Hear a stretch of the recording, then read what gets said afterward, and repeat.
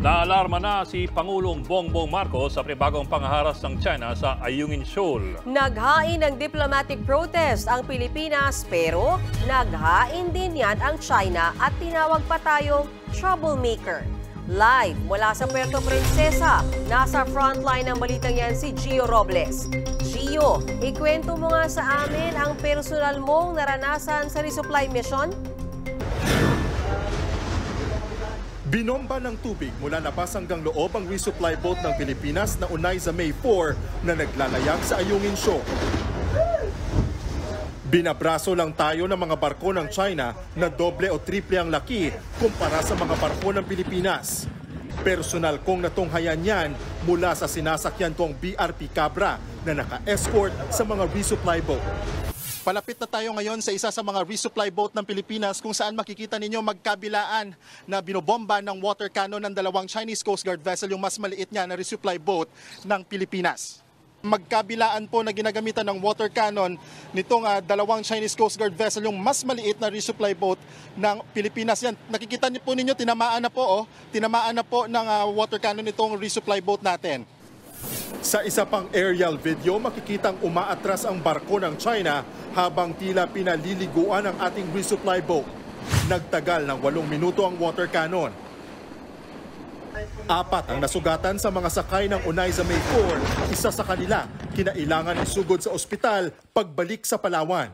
Kabilang din sa mga sakay ng resupply boat, si Vice Admiral Alberto Carlos, ang commander ng AFP Western Command.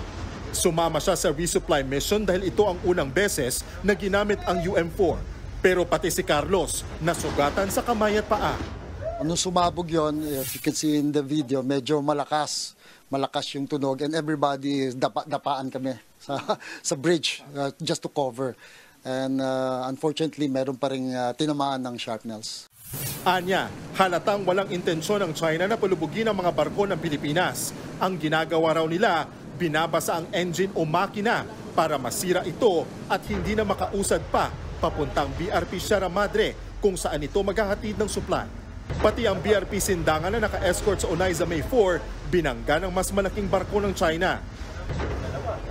Habang 2 barko ng China Coast Guard at 2 Chinese Maritime Militia vessel ang nakabantay sa sinasakyan naming BRP Cabra mula alas 3 ng madaling araw kahapon hanggang 1:00 ng hapon.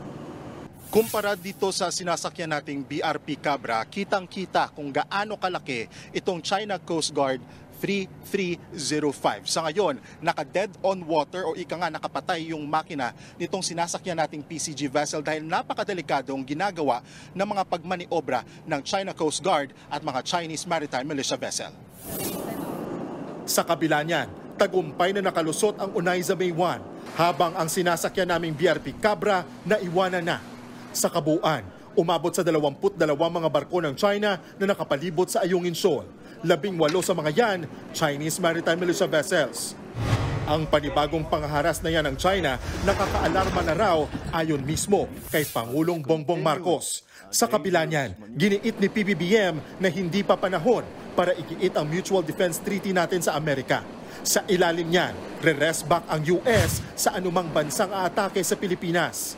I do not think that it is the time or the reason to invoke the Mutual Defense Treaty. However, we continue to view with great alarm this continuing dangerous maneuvers and dangerous actions. We will make our objections known and hope that we can continue to communicate to find a way so that such actions are no longer seen in the West Philippine Sea.